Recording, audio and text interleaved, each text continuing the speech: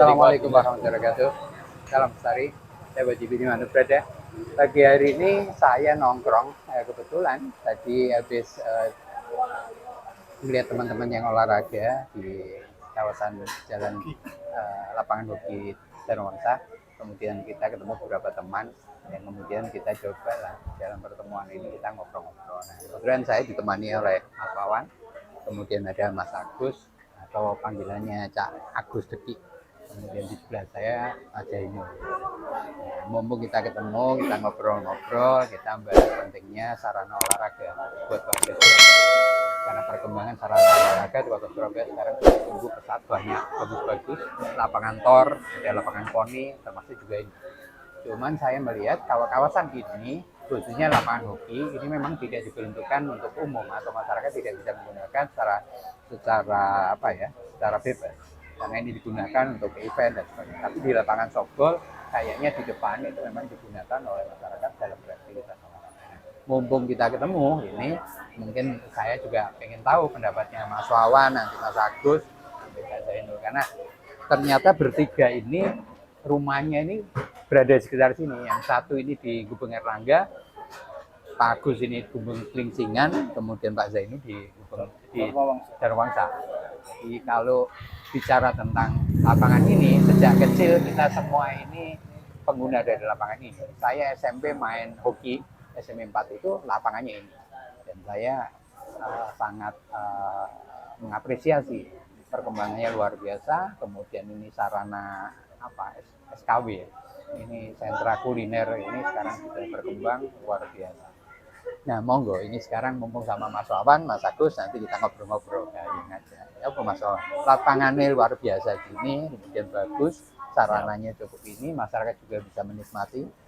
Harapannya atau apa yang kira-kira nanti bisa kita kita perbaiki atau kita tingkatkan dengan adanya fasilitas lapangan. Sebelum menjawab Mas Toto, ya. Salam sih berare. Ya. Assalamualaikum dulur. Arif Sosiawan teko meneh nang ngene channel iki. Ya. Gini Mas Toto, saya ini kan mulai kecil tinggal di Gubeng Erlangga. Yeah. Saya tahu persis bagaimana lapangan hoki ini. Yeah. Dulu lapangan hoki ini, wah, kayak lapangan dinggo arek-arek Surabaya pemain sekitar kene iku gaya olahraga gitu aja. Yeah.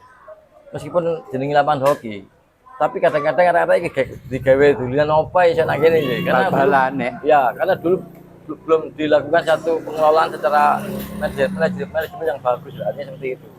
Nah, tumbuh kembangnya wilayah sini itu ngikuti juga tumbuh kembangnya lapangan hoki. Lapangan hoki kan dibangun ketika ada PON pertama di Surabaya tahun 67. Itu lapangan hoki dibangun. PON 9. Tahun 67 nggak salah seperti itu. Nah, dari kecil saya mainnya lapangan hoki, softball. Koreksi kalau nggak 67 dan 9. Iya, pokoknya pon tahun itulah yang didirikan. Baik, sehingga saya ngikuti perkembangan lapangan ini. Saya mulai kecil, ya babalan nang kene, ya main softball juga nang kene kan. Dulu lapangan softball, lapangan hoki itu kalau kalau batas ya, ada sekatnya. Ya, pokoknya gaya dulinan arek-arek wilayah kini ya. Nah, dengan waktu bang baik dan perkembangan waktu yang baik, ternyata pemerintah Kota Surabaya jempolan akhirnya mampu mengelola dengan baik, membangun kemudian lapangan hoki yang sebaik ini secara internasional ini. Ini jelas perlu diapresiasi lah. Dan masyarakat juga meskipun saat ini tidak bisa menggunakan secara sukarela, tapi kan setidaknya ada lapangan hoki ini menjadi satu titik balik peningkatan prestasi dunia hoki di dunia nasional maupun di internasional. Dan memang sudah terbukti banyak pemain hoki yang lahir dari sini, banyak. banyak sekali yang saya pelajari dari sini. Nah, kalau tadi saya ditanya bagaimana pendapat saya, menurut saya ini adalah langkah maju Kota Surabaya di dalam hal untuk peningkatan olahraga, khususnya hoki. Terakhir saya juga sebagai pengurus hoki Jawa Timur, Pengprov Hoki, artinya posisi saya sebagai ketua harian pada saat itu menjadi pengurus hoki Jawa Timur lah. Sebelum akhirnya saya sekarang sudah enggak lagi gitu. Tapi setidaknya saya pernah bersentuhan langsung dengan atlet hoki. Seperti itu, Toto. Jadi kalau ditanya tentang perkembangan lapangan dan sebagainya, tadi kita cukup paham bagaimana perjalanan lapangan ini. Nah, sekarang ini mumpung ono Cagus ini juga asli wong kene, wong Glingsingan, wong Surabaya. Dulu pernah main hoki ya? Zaman SMP ya, iya. Zaman Pak Slamet dan sebagainya. SMP 4 itu ekstrakurikulernya itu hoki. Nah, sekarang pendapatnya Cagus ini satu, dia waktu kecil ya SMP itu kita menggunakan lapangan ini dan sebagainya, dan sampai sekarang Cagus ini masih berdomisili di Glingsingan. Jadi kalau saya tanyakan ini tepat lah, korelasinya itu kental banget. Dapatnya. Ya, jadi untuk perkembangan olahraga, khususnya hoki. Iya. Dan saya sebetulnya bukan hanya hoki ya, tapi sarana olahraga. Sarana olahraga, hoki, renang, ya, itu sebenarnya fasilitasnya sudah mumpuni. Cuma animo peminatnya. Sekarang ini ya kayaknya generasi muda ini ke olahraga hoki ini agak ada kurang peminat, ada kurang. Ya mungkin sosialisasinya di sekolah-sekolah tidak seperti dulu. Tidak seperti dulu. Ya mungkin bisa digalakkan lagi. Tapi untuk tetangga dekat itu banyak yang ikut hoki. Ya, sekarang paling ya untuk olahraga biasa aja. Tidak untuk hoki. Prestasi atau pembinaan yang baik. Iya. Nah, Pak Zainu ya, Bu. Sampeyan kan wong kene. Ya menurut pandangan saya, Wangsa. adik-adik ya anak-anak kita lah di sekitar lapangan hoki itu banyak yang ikut. Oh gitu. Aku waktu cangkruk di Pak RW sini ada anak-anaknya yang ikut itu. Sampai ada pelatih yang mijet itu. Oh, Mas Asfi. Persibaya. Iya. Ya itu. Anak-anaknya ikut. Karena seingat saya dulu, Pak.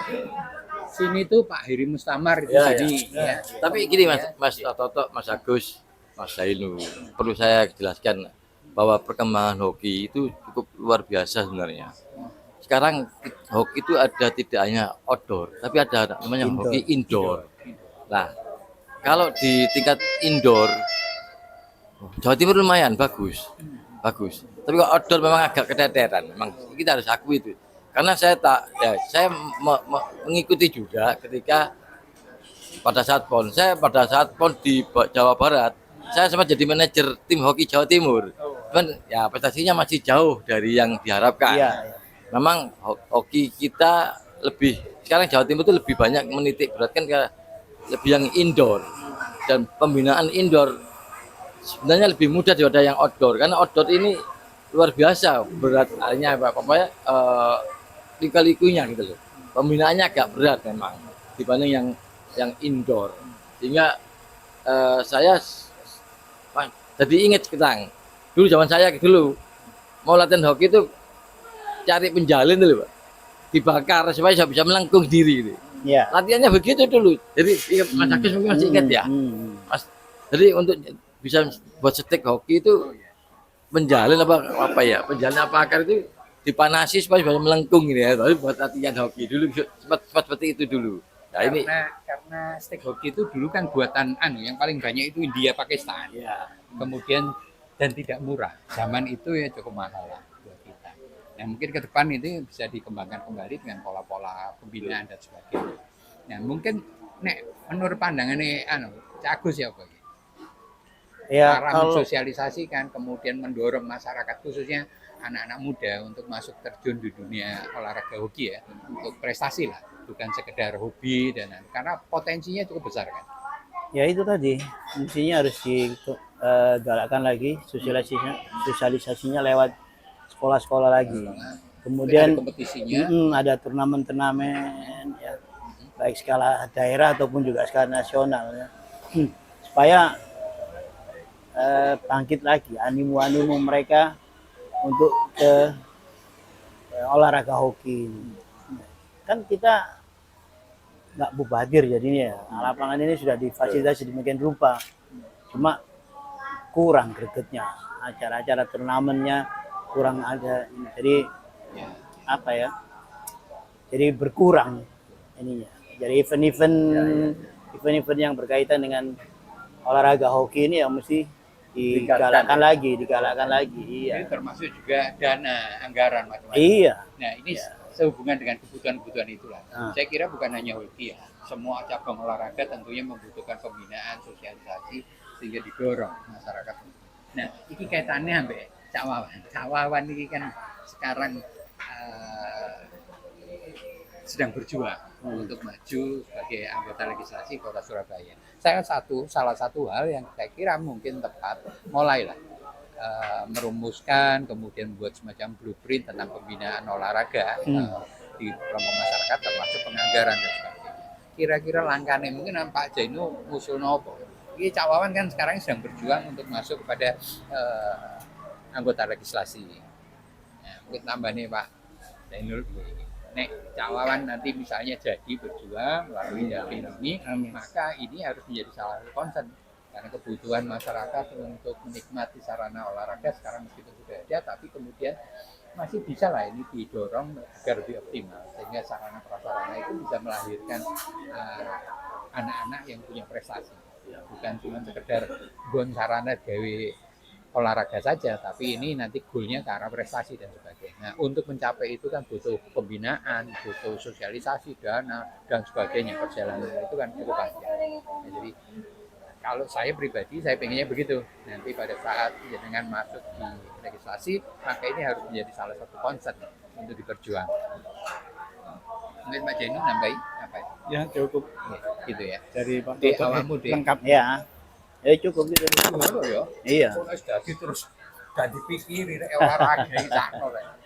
Jadi gini Pak, ya kebetulan posisi saya sekarang ini masih jadi pengurus KONI Surabaya.